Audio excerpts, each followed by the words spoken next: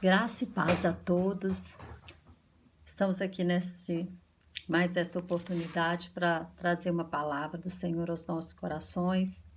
E o que Deus me trouxe, né? Estava orando, buscando de Deus uma palavra. E eu estava lendo, né, o Sermão da Montanha.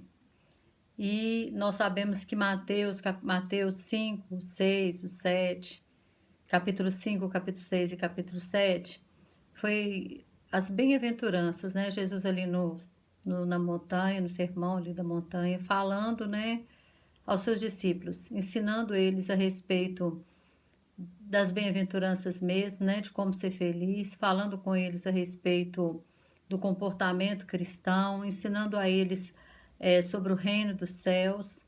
E quando ele desce do monte, ele tem uma oportunidade de mostrar na prática o que ele tinha acabado de falar na teoria. Então nós vamos ver essa passagem que está lá em Mateus 8, do 1 ao 4. Amém? Vamos ler? Fala assim: descendo ele do monte, seguiu uma grande multidão. E eis que veio um leproso e adorou, dizendo: Senhor, se quiseres, pode tornar-me limpo. E Jesus, estendendo a mão, tocou-o, dizendo: Quero ser limpo. E logo ficou purificado de sua lepra.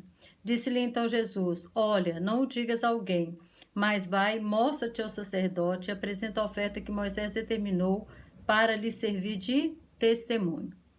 Irmãos, então o Senhor Jesus, ele falou de várias coisas ali no monte, né?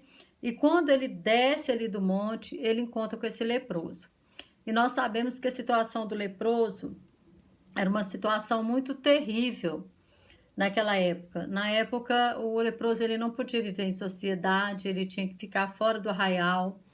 Ele tinha, quando ele entrava, né, ele tinha que ter um sininho para que tocasse, para que as pessoas ficassem sabendo que havia um leproso passando. Muitas das vezes ele mesmo tinha que gritar, né, leproso, leproso, para que as pessoas não pudessem se aproximar, porque a lepra, né, era altamente contagiosa.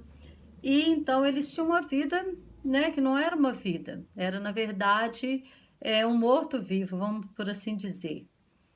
E eles, até mesmo para se alimentar, muitas das vezes eles se alimentavam do resto, aquilo que as pessoas muitas das vezes julgavam até mesmo pelo muro das cidades, porque às vezes eles nem dentro da cidade podiam entrar, então aquilo ali era jogado daquela maneira, e eles não podiam se aproximar. Então aqui, esse homem, a primeira coisa que acontece, nós vemos aqui, que ele fala assim: e eis que veio um leproso, verso 2, e o adorou. Ou seja, ele viu no Senhor Jesus que o Senhor Jesus era o Filho de Deus. Por quê? Porque o judeu ele não adorava vários deuses, mas eles adoram a Deus. E ele o adorou. Então ele viu em Jesus o Filho de Deus, a divindade do Senhor Jesus.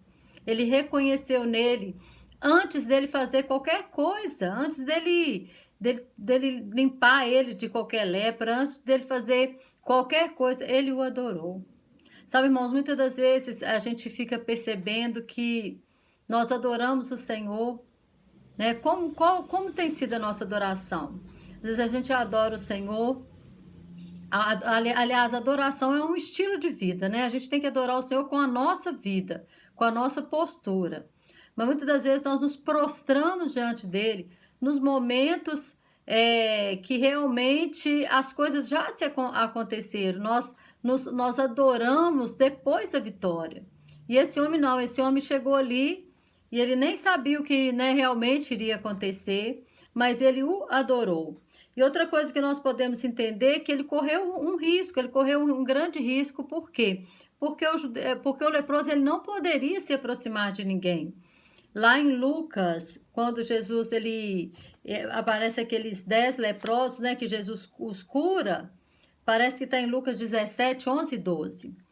Eles falam de longe, fala que eles, né, que eles gritaram de longe. Por quê? Porque não podia se aproximar. Então esse leproso ele fez duas coisas. Ele se arriscou para se prostrar diante do Senhor, para se prostrar diante de Deus, diante do nosso poderoso Senhor. E nós podemos aprender que uma pessoa assim, né, que estava totalmente rejeitado, tinha todos os motivos para estar reclamando, fazendo tantas outras coisas, mas ele tomou uma atitude de adorar o Senhor, ele tomou uma atitude de correr todos os riscos, mas ele disse: eu vou aonde eu vou ter uma resposta. Não uma resposta apenas física, mas algo para sua alma, algo que pudesse falar no profundo do seu coração. E uma das coisas que nós vemos aqui, que Jesus ele tem a oportunidade, né? Ele fala para Jesus: se quiseres, podes tornar-me limpo. Ou seja, o Senhor Jesus fala lá em Mateus, olha para você ver, enquanto ele ainda estava no monte, ele fala no Mateus 7,11, ele fala assim: se vós, pois, sendo maus, sabeis das boas coisas vossos filhos, quanto mais vosso Pai que está nos céus dará bens aos que lhe pedirem? Ou seja, aquele homem estava pedindo. No verso 7 fala: pedi, dar-se-vos-á, buscai e acharei, batei e abrir-se-vos-á. Tudo isso Jesus tinha dito lá no monte. E agora aquela multidão estava vendo aquele homem prostrando-se aos pés de Jesus, adorando o Senhor Jesus e fazendo-lhe o que? Um pedido. E o Senhor Jesus tinha dito para a multidão que aquele que pede, recebe. Dar-se-vos-á. Então ele tem a oportunidade, né, prática de mostrar, de não somente falar que aquele que pede recebe, mas ele tem uma oportunidade prática de mostrar que aquele que pede recebe. Né? Se quiseres, pode me purificar. Jesus, estendendo a mão, tocou. Irmãos, isso é algo assim tremendo. Jesus, então, agora, ele tocou. O que nós podemos ver isso? Que o Senhor Jesus sabia que mais do que aquele homem ser purificado, no seu físico, ele precisava de um toque, ele precisava ser purificado por dentro. Por dentro. Você imagina o que é ter essa vida longe da família, longe da sociedade, sem poder tocar em ninguém, sem poder se aproximar de ninguém, comendo restos. Quanta rejeição na alma daquele homem, quanto complexo de inferioridade, quanta coisa havia dentro da alma daquele homem. E aquele homem precisava ser tocado. E antes, né, de Jesus vai e fala assim, quando ele fala: se quiseres, pode me ficar limpo, Jesus estendeu a mão, tocou nele. Depois disse: quero ser limpo. O toque do Senhor Jesus faz toda a diferença. E o Senhor Jesus pôde, né? Vamos voltar em algo que ele falou lá no sermão da montanha com aquela multidão que estava ali descendo junto com ele e tendo a oportunidade agora de aprender na prática aquilo que ele falou lá em cima com eles. O Mateus 5, a partir do 43, fala assim: ouviste que foi dito, amarás o teu próximo e odiarás o teu inimigo. Eu, porém, vos digo, amais vossos inimigos, bendizei os que vos maldizem, fazei o bem aos que vos odeiam, orai pelo que vos maltrata e vos perseguem, para que sejais filho do vosso Pai que está nos céus. Porque faz que o sol se levante sobre maus e bons, e a chuva desça sobre justos e injustos. Pois se amares o que vos amo, que galardão tendes? Não faz os publicanos também o mesmo? E se saudardes unicamente os vossos irmãos, que fazeis demais? Não faz os publicanos também o mesmo? Sede, pois, perfeito, como é perfeito o vosso Pai que está nos céus. Já estava dizendo assim, que proveito há se você amar quem te ama? Ou seja, se você ajudar uma pessoa que quando você precisar, ela também vai te ajudar. Mas aqui nós vemos aqui que aquele leproso ele não tinha nada para oferecer. O amor é isso, amar as pessoas é assim. É você não querer nada em troca, não é você fazer não esperando receber nada em troca. É sabendo que aquela pessoa ela não tem nada para te dar, mas você vai fazer alguma coisa para ajudá-lo. Porque se você fizer algo para alguém que pode te retribuir, não é um amor do Senhor. É um amor de troca, é um negócio, você está negociando. Eu vou ajudar esse fulano agora porque lá no futuro ele pode me ajudar. Ou eu vou fazer isso para fulano porque fulano vai fazer isso para mim. Isso é simplesmente troca, isso não é amor. Então, o Senhor Jesus teve uma oportunidade de mostrar na teoria, na prática, para aquela multidão, o que é amar. O que é amar? Amar é uma atitude que você tem, mesmo quando a pessoa ela não pode fazer nada por você. Ele está dizendo, que vantagem que tem você amar quem te ama? Não faz os publicanos assim? Né? E se você saudar unicamente aqueles que te saúdam, também, que proveito há nisso?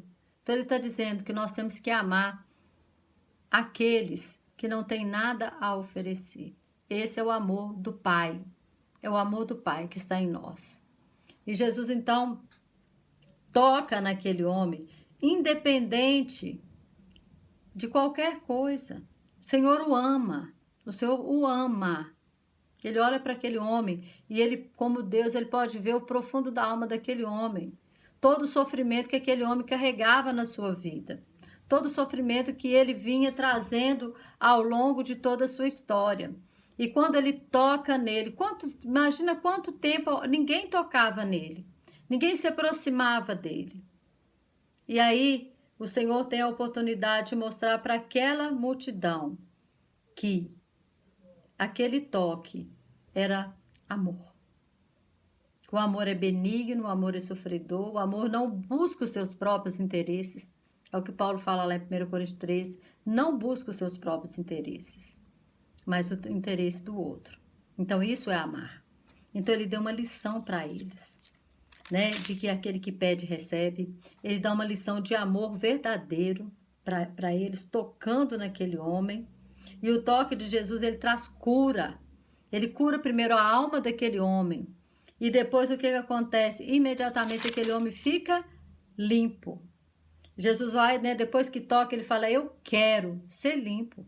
E o Senhor quer, querido. O Senhor quer que você seja curado nas suas emoções, você seja curado fisicamente, espiritualmente. O Senhor tem cura para você. Cura nos seus relacionamentos, cura em todas as áreas da sua vida. E Ele quer. Por quê? Porque a Bíblia fala que o Senhor não faz acepção de pessoas, Ele não tem filho predileto. Todos somos filhos, então todos somos iguais perante o Senhor. Então, se Ele quis limpar esse leproso, Ele quer também nos purificar das nossas lepras.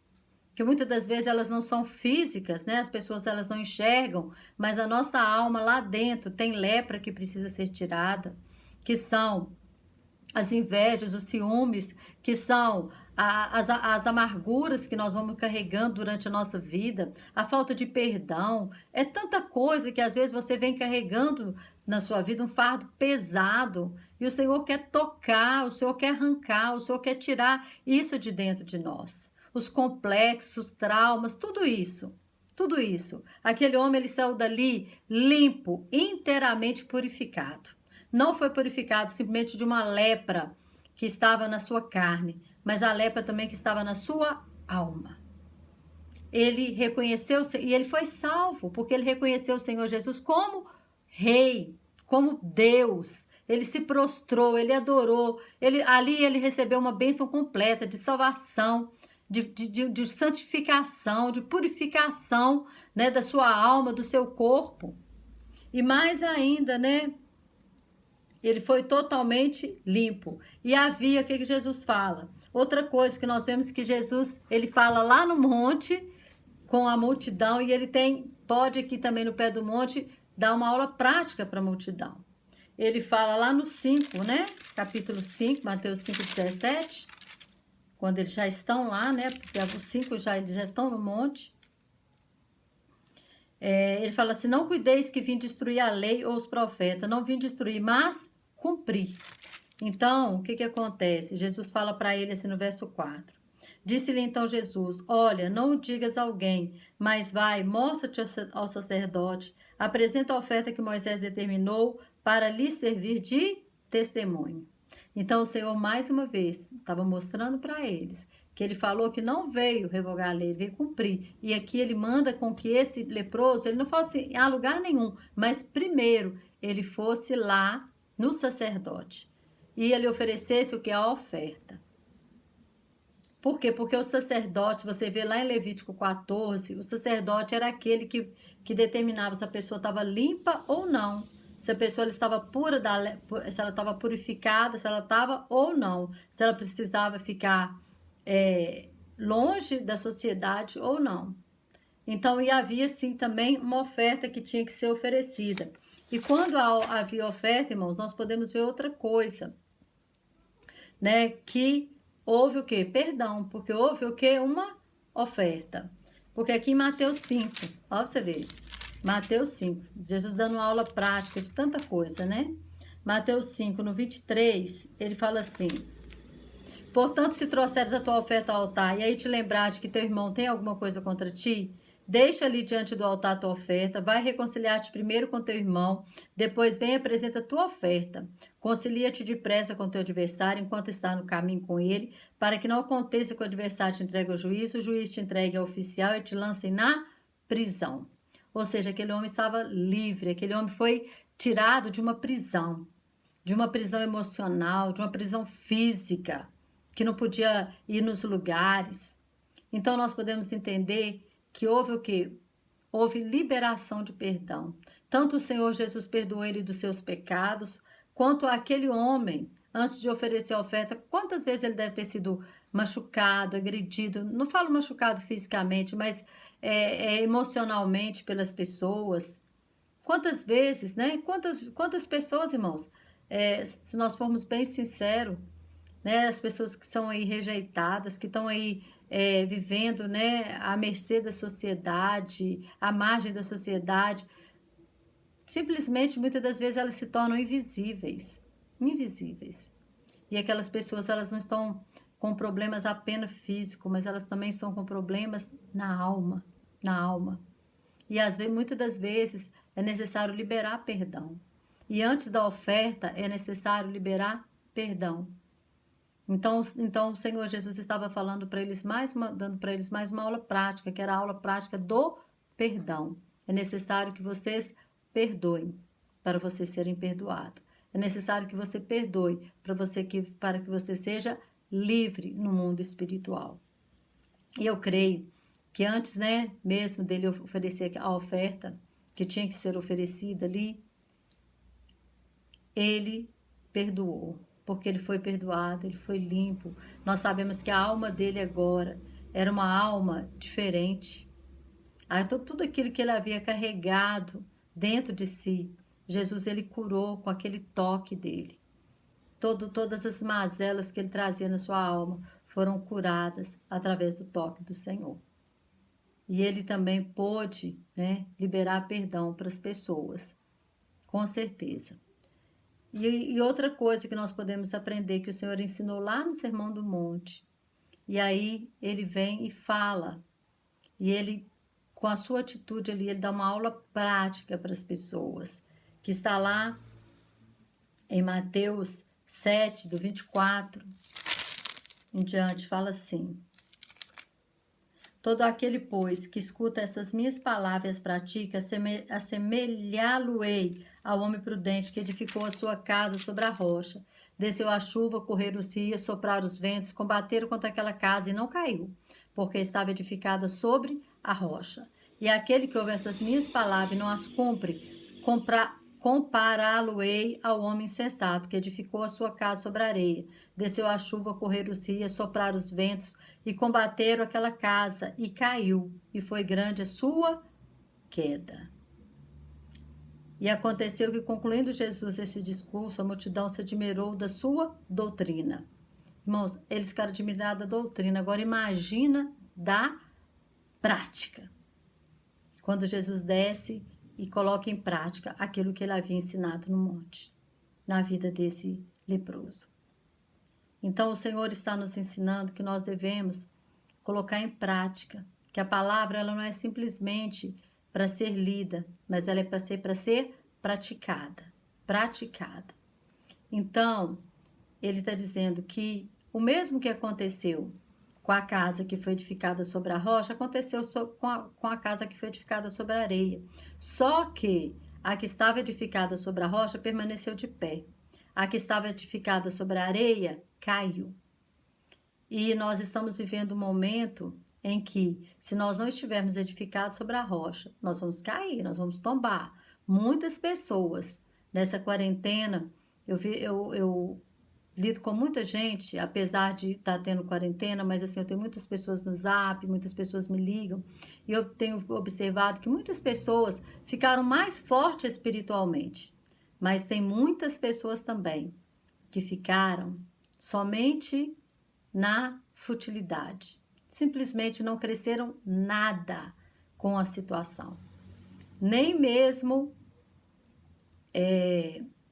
com tudo o que aconteceu, com toda essa pandemia, sabe? Se assustaram no início, mas depois se acostumaram com a ideia e não têm buscado ao Senhor como deveria, não têm crescido espiritualmente. Então isso, né, muitas das vezes nos preocupa, porque muitas das vezes é aquele que ouve a palavra, mas não pratica. Então é uma casa edificada sobre a areia.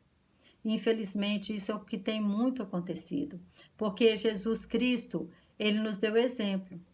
Ele veio, morreu, né, cumpriu o seu papel, foi assunto aos céus e deu à igreja o poder e a autoridade para continuar fazendo as suas obras. Ele falou que no nome dele nós faremos as mesmas obras que ele fez e ainda faremos maiores.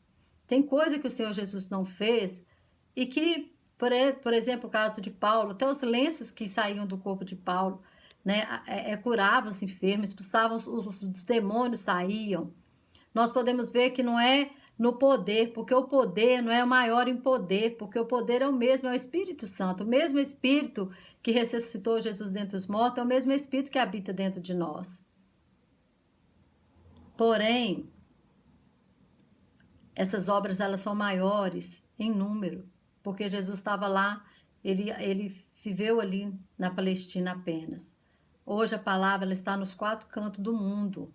Então, muito maior, mais pessoas, um número muito maior foi alcançado pela igreja. Mas a igreja ela tem que se levantar, porque nós só podemos curar se nós formos curados. Jesus só pôde curar aquele homem, porque ele tinha poder e autoridade, o qual ele nos concedeu no seu nome. O mesmo que ele fez, nós também podemos fazer. Então, que nós possamos sair da teoria, e que nós possamos praticar, ter misericórdia das pessoas, né? Mesmo daqueles que não têm nada para nos oferecer, mas que nosso coração ele possa estar voltado para ajudar aquele que necessita. Amém? Que o Senhor possa continuar falando com você através dessa palavra. Te aconselho a ler, né, todos esses capítulos e quem dera se nós praticássemos eles todos mesmo, de verdade, seríamos mais do que felizes. É porque é isso que o Senhor está dizendo, bem-aventurado, ou seja, feliz. É todo aquele que ouve e pratica todas essas palavras. Então, que nós não sejamos apenas ouvintes, mas praticantes, em nome de Jesus. Amém? Que o Senhor possa continuar abençoando vocês cada vez mais.